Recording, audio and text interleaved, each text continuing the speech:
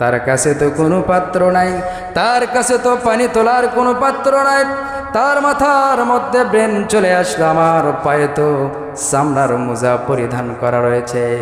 ওই চামড়ার মোজাটা সঙ্গে সঙ্গে খুলে চামড়ার মোজায় দড়ি লাগায় দিল, দড়ি লাগায়া ওই কূপের মধ্যে ফেলে দিল।